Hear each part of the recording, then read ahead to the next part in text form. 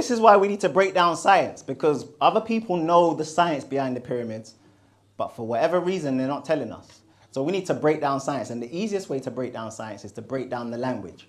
Now, I always try to find the truth anywhere. I'm not just looking in books, I'm looking online, I'm looking on YouTube. I even look on Twitter sometimes, and someone on Twitter once said, ask yourself, why did they translate the Bible into all African languages from north to south of Africa, but couldn't translate technology, economics, engineering, science, law, and finance books? The knowledge that we need to liberate ourselves is kept in languages of our oppressors. So if you look at any science book, any law book, any economics or engineering book, all the words are in Latin. Who speaks Latin? No one speaks Latin, but they have to keep it in a language that confuses you. Yeah? So the easiest way to understand language, or the easiest way to understand science, is to break down the language. So I'm big on etymology. What does etymology mean? The study of words, the study of the origin of the words and the way in which their meanings have changed throughout history. So not the definition. Definitions change all the time. I want to go back to the origin. Where did that word originate from? Then we'll truly know what it means. So let's ask ourselves this question. What does the word pyramid mean? So we need to start breaking down words. So let's break down the word pyramid. Well, if you start with the prefix pyro or pyra, what does that pertain to? Fire. Yeah. Pyrotechnics is to do with fire. If you're a pyromaniac, you like to set things on fire. So pyro is to do with fire. And then what about mid? What does that mean? Middle. So does that mean that pyramid means fire in the middle? Fire in the middle. You know what's interesting about that? There's actually a book called Fire in the Middle, written by James Ernest Brown. And he called it The Mystery of the Great Pyramid Unsolved. And in that book, he talks about how the pyramids could focus electromagnetic energy and then radiate infrared light or infrared heat in the middle. Yeah? And for those who don't know what infrared is, that's heat. That's fire. Yeah? So infrared light. Now, why is that important? Well, it got backed up by Christopher Dunn's book, The Giza Power Plant. Yeah? And in that book, he says the same thing. It's infrared light. He actually talks about hydrogen. Now, hydrogen is the most flammable gas on the periodic table. So he said that it can generate hydrogen. And then James Ernest Brown was saying, yeah, that hydrogen is used for infrared. Now, listen to this clip from Christopher Dunn when he's talking about what the pyramids can actually do. Engineer Chris Dunn believes the answer can be found by further examination of the shafts in what some call the Queen's Chamber, where traces of zinc and hydrochloric acid have been discovered. I believe the chemical coming in through the northern shaft was hydrated zinc, and the other chemical coming through the southern shaft and into the chamber was dilute hydrochloric acid. These are actually seen on the chamber walls. Dunn suggests that the two chemicals were poured down through the shafts and then mixed together inside the Queen's Chamber, triggering combustion. This vessel represents the Queen's Chamber. Into the tubes we're going to pour hydrated zinc and then hydrochloric acid. When you bring these two liquids together, a chemical reaction occurs, and a product of that chemical reaction is hydrogen. And you can see the vapor, the hydrogen, escaping through the chimney. There you have the reaction. Dunn speculates that the hydrogen gas traveled from the Queen's Chamber into the King's Chamber. Then, the vibrations from the subterranean pool energized the hydrogen atoms into a microwave energy beam. The evidence that indicates the use of hydrogen can be found in the King's Chamber. So look at that. So they're using hydrogen. So that's the fire in the middle. Because if you look at the sun is a hot sphere of hydrogen. Yeah, you guys can check this on your phone. The most abundant element in the universe is hydrogen. The sun is like 70% hydrogen. So when they're talking about fire in the middle, you can generate that infrared heat in the middle, yeah? So is that what it's all about? Generating that infrared heat, and then it radiates outwards and radiates down underneath. So that's to do with electromagnetic energy. Now, in order for us to understand this, we need to understand what electromagnetic energy is. Now, anytime I'm talking about science, I like to go to like simple science websites geared towards children. Because I believe if the science website is geared towards children, then they should be able to explain it in a simplified way. So this is BBC Bite Size. So we're going to break down electromagnetism. So electromagnetism is electricity and magnetism. So let's break down electricity. What is electricity? It says here, electricity is the presence or flow of charged particles. And electric current is the flow of electrons around the circuit. So very simply, electricity is the flow of electrons. Now to understand that, we need to go into atoms. Atoms is like the smallest particle of matter that can exist. So here's an example of an atom. You probably maybe remember this at school if you wasn't, sleeping in the science class. But here's an atom. So the atom has protons and neutrons that make up the nucleus in the middle. And whizzing around the atom, you have what? The electrons, yeah? So what they're saying with regards to electricity is the flow of these guys, the flow of electrons. So if that electron moves from this atom to another atom, this atom to another atom, that's the flow of electrons, yeah? So if we looked at the electromagnetic spectrum, this is all of the electromagnetism that we have on Earth, according to the scientists. So we're looking at electromagnetism here. And again, electricity is the flow of electrons, and magnetism, the easiest way to understand magnetism is magnets store information. That's it. So electricity powers things. Electricity powers the lights in this room. It's powering my phone. It's powering the laptop. And magnetism stores things.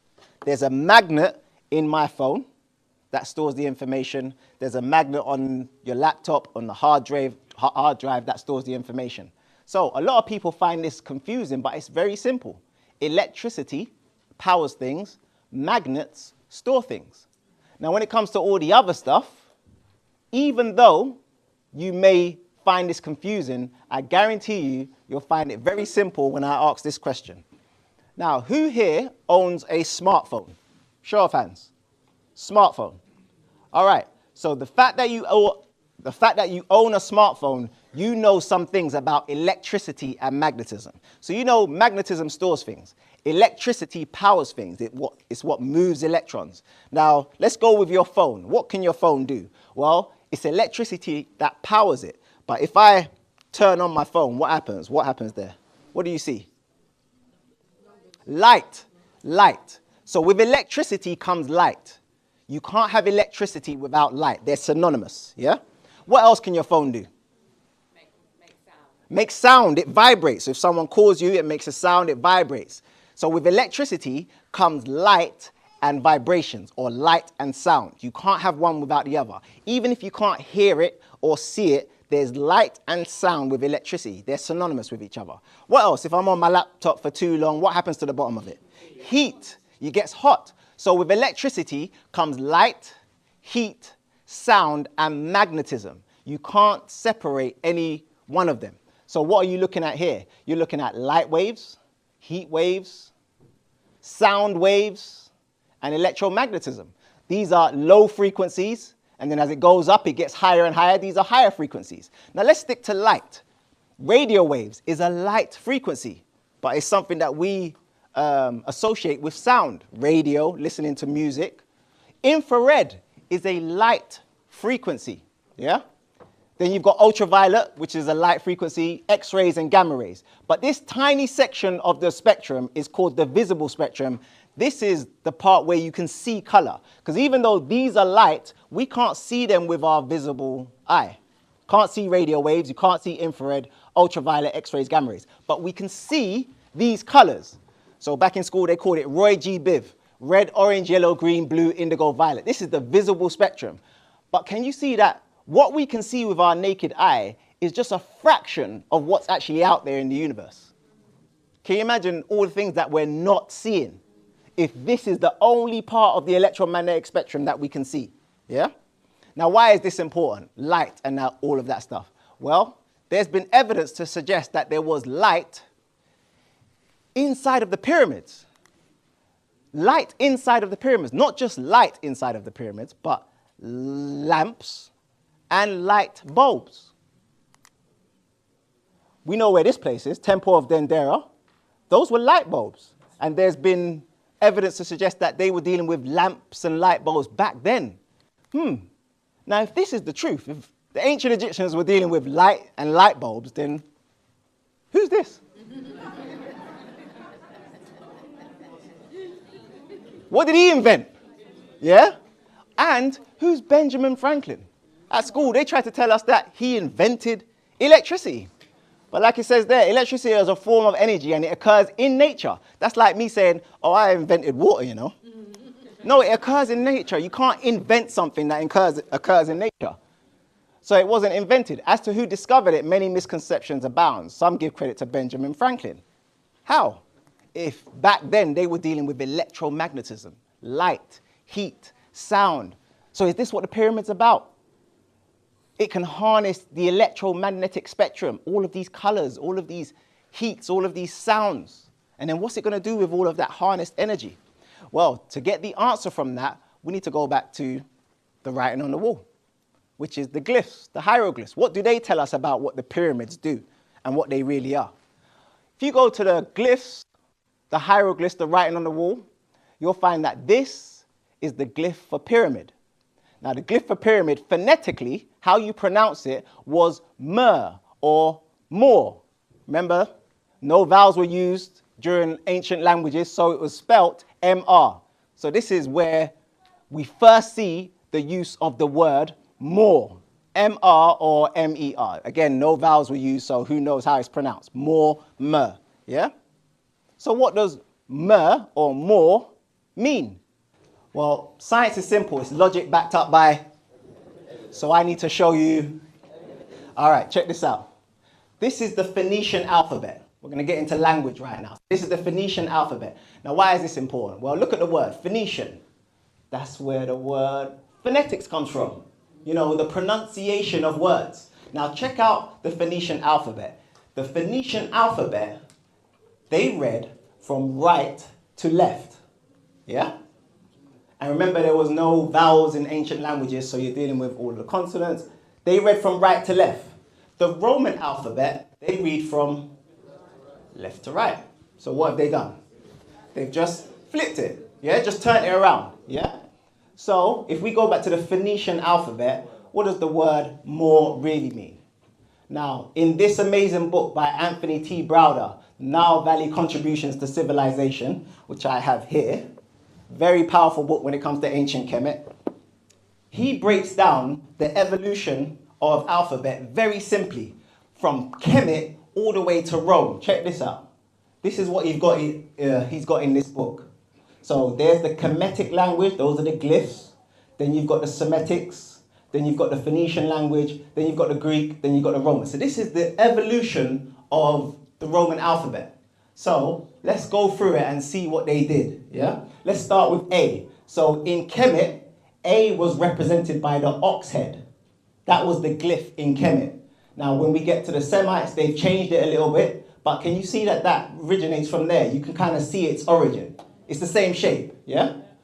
When we get to the Phoenician language, they changed it a little bit and made it look like a letter. Can you see that looks like an A on its side? Yeah. And then when we get to the Greek alphabet, what did they do? They turned it round.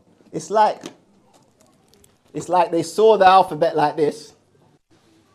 So they saw this and they were like, is anyone looking? No, I found it like that. That's how I found it. Yeah? So they changed it.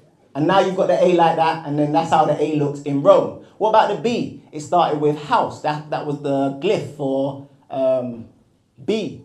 When you get to Semites, it's Beth, because that's what it means. Beth means house. Phoenician language, Beth. Can you see that it looks like a B pointing that way? Yeah? So what did the Greeks do? Flipped it. Easiest way to confuse someone is to make them think the opposite is true. So they just flipped it round. So now we've got a B going that way, and that's how we've got the B in Rome. What about C? You can see it's a boomerang, and in the Phoenician language, it's a hook. And then what did they do? They just flipped it, you get the C. Look at the D, it's facing that way. By the time we get to Rome, D's facing that way. Look at the E. Pretty much everything, they're just flipping it around, because the easiest way to confuse someone is to make them think the opposite is true. So, going by that, let's see what myrrh really means. Myrrh or more. So let's go to the M. Well, the M in Kemet was represented by water. Look how simple this stuff is. If I was to ask any child in here, draw water, what would they do? Waves, wavy lines. That was the glyph for water back in Kemet. Now when you get to the Semites, they've changed it a little bit. By the time you get to the Phoenician language, it looks like a W. Water, W. What did the Greeks do? Flipped it round, so now we've got an M, and that's the M. So M means water. M means water. All right? Okay, so that's the M. What about the R? In ancient Kemet, the R was represented by a head. That was the glyph. Then you get to the Semites, resh equals head. Now, look at the Phoenician language. Can you see that it looks like a P pointing that way? What did the Greeks do? Flip it round, and then the Romans added a little bit, and that's how we get the R. So what does more or myrrh really mean? Water, head. Wait a minute. The Phoenicians read from right to left. So let's start here. Head of the waters. Head of water. More means head of, wait a minute. If you're the head of something, what does that mean? You're the leader, the ruler, the master. So more means head of water, the master of the water. And if you think about what they called the Moors used to travel the waters, the sea. They were the head of the waters. That's the reason why if you was to look at a dictionary, there'd always be nautical terms for the word Moor. Look, what does nautical mean? To do with water, the sea. Look, to secure a ship, boat, etc. with cables or ropes. Or to be secured in this way. Or look at this one. A less common word for anchor. So let's quickly go over melanin. Now I'm going to show you two scientists that break down melanin. The first scientist is this guy. His name is Dr. Carl Merritt. You can search him on YouTube. He's got a video on YouTube where he talks about melanin for over 15 minutes. Very powerful. So his name is Dr. Carl Merritt. Look him up. What does he say about melanin? He says that it's the chemical key to life. He says that melanin has a broad absorption spectrum. It absorbs thousands of times more electromagnetic radiation than chlorophyll, which is interesting because were you taught chlorophyll in school? Chlorophyll is the green pigment that can absorb sunlight, and that's involved in photosynthesis. Yeah, so they teach you about chlorophyll, but according to this scientist, melanin can absorb thousands of times more electromagnetic energy than chlorophyll, but they don't teach us about melanin. He says it exists in many tissues besides the skin. Did we know this? Melanin is not just your skin, it's inside of your organs as well. He says it can absorb radiation and emit radiation. It can absorb radiation and emit radiation. When they say radiation, that means light. So it can absorb light and emit light. He said that heat turns melanin into an electrical conductor. What did the Moors do? What happens in the middle of the Moors? Heat, fire, heat energy, infrared energy. So that means if the ancient Egyptians went into that Moor, it would charge them up, electrically charge them up. What did Dr. Sebi say? The body is electric. And then he says it can emit radiation in the form of infrared. I was like, what? Wait, this is what Moors do. This is what the Moors do. Moors can absorb electromagnetic radiation and emit electromagnetic radiation. So what is he saying? That what the Moors can do, you do.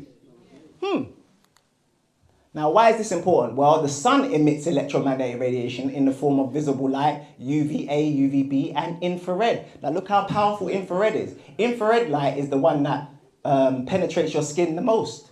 Infrared light does what they call structure water. In other words, it electrifies water. It charges water up. Yeah. So if you've got protons, neutrons, and electrons in the water, what it does, it separates the protons from the electrons, creating like a liquid battery. If you looked at a battery, you'd have a plus end and a minus end. That's the protons and the electrons. According to the science, infrared light does that to water. It charges water up. It electrifies water. Yeah? And the guy behind most of this science, his name is Dr. Gerald Pollack. He's done most of the research when it comes to structured water, which is electrified water. Anyone that's talking about structured water, they always reference this guy. Now, I found a podcast of this guy, yeah? Now, this is how he shows it when you look at one of his slides on YouTube. It separates the electrons from the protons, creating like a liquid battery that you can use for electricity. I found a podcast online where he's talking. This young guy is interviewing Gerald Pollack. Now, Gerald Pollack is the godfather of structured water. Any water science, everyone talks to this guy. Now, this young guy has just watched the movie Black Panther, and he's wondering if there's anything in the universe that can do what vibranium did. You know, something real, yeah? And he went to some health convention, and they gave him this black top, which supposedly can absorb electromagnetic radiation and then emit it or keep it in. You know, like what vibranium did, yeah? So he's explaining to Gerald Pollack what this top does, yeah? Now, Gerald Pollack, I want you to notice two things in this short video. Gerald Pollack's listening to him, and then he drops a bomb. He drops the truth, yeah? What I want you to notice is, what does he do just before he drops the truth? And I want you to notice his reaction when he hears the truth. Listen to this. Oh, absorb it from your body. From your body, yeah, and it keeps it in like it absorbs it and then it gives it back.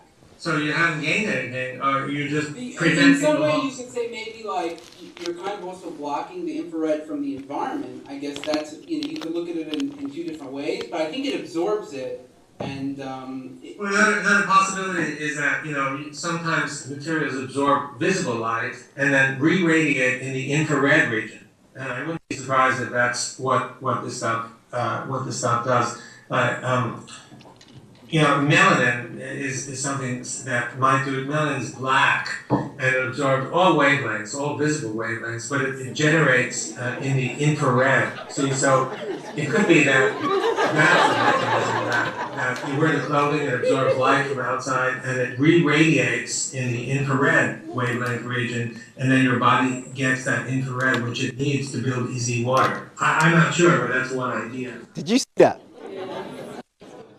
Now, what did Dr. Gerald Pollack do just before he told the truth? Oh, man.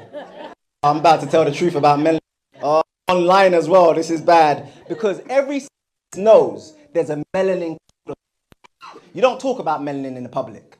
You do not talk about melanin or Moors or infrared. Because if you start talking about it, people might start putting, you know, two and two together and start understanding this stuff. So he knew he was just about to break code. This is going to hurt. I'm going to have to tell this young guy the truth. Melanin can absorb radiation and emit infrared. When the young guy heard that, what was his reaction? He couldn't believe it. This is what the truth does. This is how powerful the truth is about melanin. Now, if melanin can emit infrared light and infrared light, we need to remind ourselves that the human body is over 70% water. So look at this, your kidneys are over 80%, your blood over 90%, muscles over 70%, lungs over 80%, and brain 80%. So if our melanin structure our internal waters, think about how electrified we could be, yeah? If our melanin's functioning in its optimal. So like it says there, water is for more than just quenching your thirst, no typo, yeah? So water, the universal solvent. Water, more. Remember, the M is associated with water. All right, other scientists. This guy's name is Dr. Richard King. You can search him online. He's done loads of books with regards to melanin. What does he say about melanin? He says, in his book, A Key to Freedom, he says that there are 4 major broad subsections of the melanin life ocean. 1, cosmic melanin. In other words, that stuff that we see at night. dark matter. They call it dark matter. What is it really? 2, planetary melanin. 3, plant kingdom melanin, which is chlorophyll. And then 4, animal kingdom melanin. He said it's found throughout the entire body of all humans in their skin, eyes, endocrine glands, blood, heart, muscles, lungs, gastrointestinal tract, kidney, sexual organs, and the brain. Did we know this?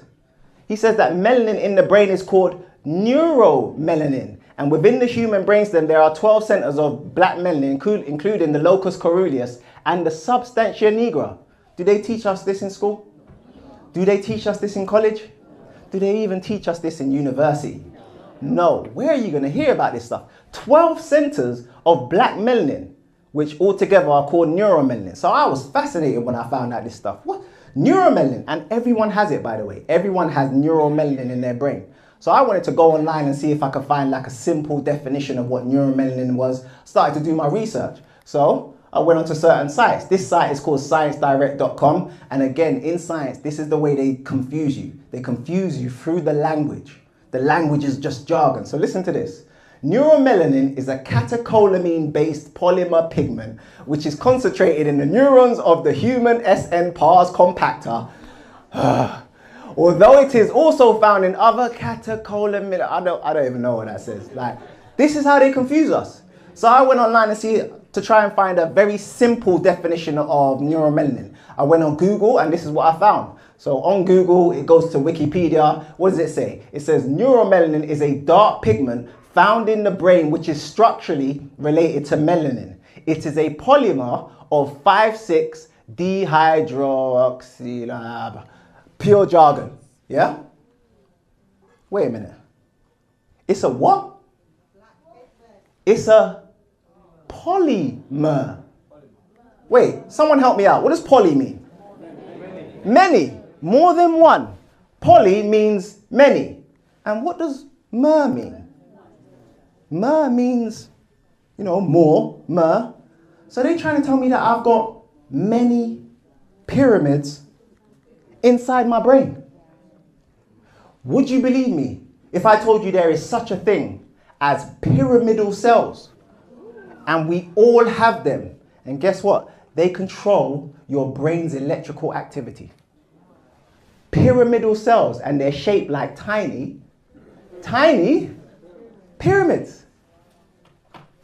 So what are we really talking about when we're talking about the pyramids, the mers, the mors, whatever vowel you want to put in between the M and the R? Well, they can absorb and harness electromagnetic radiation. But when we talk about radiation, again, even the word radiation is kind of jargon. We're talking about light. And if we look inside of the pyramid, like we did earlier, you see you've got the king's chamber and then the queen's chamber. That generates electromagnetic energy in the form of infrared. But then it can use that infrared light and channel it down to the subterranean chamber. What does infrared light do to water? Charges it up, electrifies it. And if it's charging up from here and then it's going down to the subterranean chamber, where do you think that chamber was connected to? The Nile, the River Nile. So think about, we had these Moors in this great culture called Kemet that was charging up not just the air, but charging up the water underneath, and the water led to the River Nile. So you've got the River Nile that's electrically charged. So guess what? Your plants, your fruits, your vegetables. Remember, anywhere there's water, there's life. So if we're charging up the River Nile, that is the greatest life on earth. You drink that water, you're charged up. You eat the plants from that water, the herbs. This is what more really means. More is to do with water, and water is to do with life. And speaking of water, if we were to look at the molecular structure of water, what's water made up of? Yeah, so it's H2O. In other words, 2 hydrogens and 1 oxygen. So if you was to look at it visually, the shape of a water molecule might look like a pyramid. Oxygen, 2 hydrogens, this is the shape of a water molecule. I'm sure that's just a coincidence. It's just a coincidence, you know. So what are we dealing with? Light. And then when we think about light, what's light synonymous with? Light is synonymous with knowledge. So if you can absorb all light, you can absorb all knowledge. In most religions, what else is light synonymous with? Light is synonymous with divinity. And in most religions, light is synonymous with God or Ra. So if the Moors can radiate infrared light, the Moors can harness electromagnetic energy, and your melanin can do the same, then who are you really? Who are you? At the beginning, I said, studying the universe should fascinate you because, you're part of the universe. You're not just part of the universe. You are the universe. Look at this. More. So when it comes to more, you now know that more doesn't mean dead. That's a misinterpretation. More means life because it's associated with water. The M. M is the 13th letter in the alphabet. Now in European cultures, that's an unlucky number. But for Africans, that becomes a very, very powerful letter. The M. That's why it starts mother. That's why it starts maths or matter. That's why it starts ma'at. The M is powerful. Why? Because the M represents water. That's the reason why even to this day, how long ago was Ancient Kemet? Even to this day in African languages, if you was to find out the word for water, it would be represented by an M. Either M in the word or it starts with an M. Now science is simple. It's logic backed up by evidence. So I can't just say that to this day, we still have the M representing water in African languages. I have to show you evidence. So I have to prove it. So I'm about to prove. Actually, I'm not even going to prove it. Now, I'm not going to prove it. You are. Room full of Africans in here. I'm sure some of us speak some African languages. Anyone speak Yoruba? Yes. Yoruba. All right. Bro, shout out. What is the word for water in Yoruba? Omi. There's the M. Omi. Anyone speak Swahili in here? Yes, brother. Please shout out for everyone. What is the word for water in Swahili?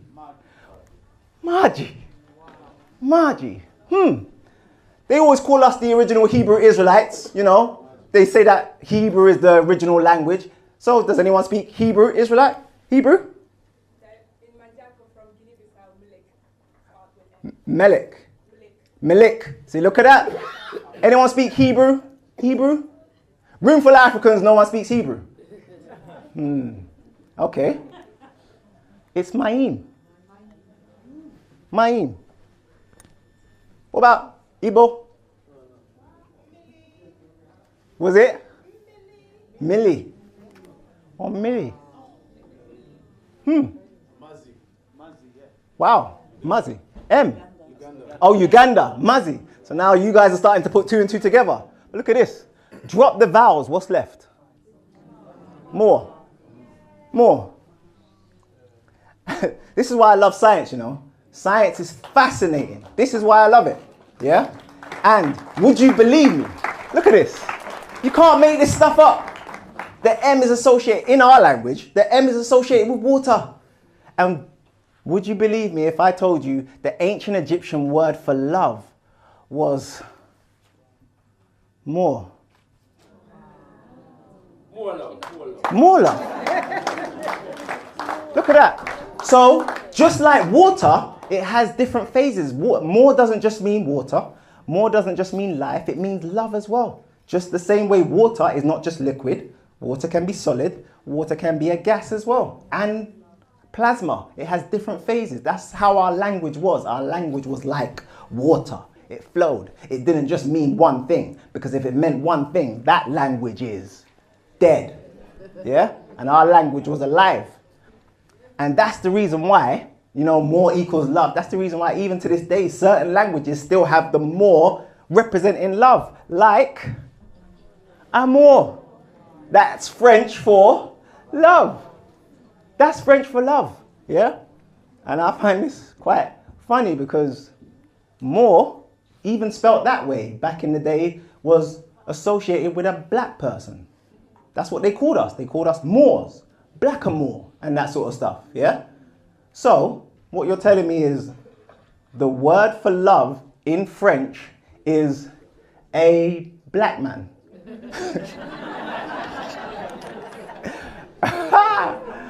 The word for love in French is amour, a black person. I find that humorous. I really do. I don't know why I find that so humorous. Speaking of humor, break down that word. Instead of me breaking down the word, you do it. Now you understand how to break down words. What does hue mean? Color. And you now know that more is to do with the pyramids and water. Yeah? So guess what humor used to mean? If you went back to the origin of it, the color of your waters. Look at this, humor. This is from Etymology Online. Mid-14th century, fluid or juice of an animal or plant. From the Old North French humor meaning liquid, dampness, humor. From the Latin humor, bodily fluid.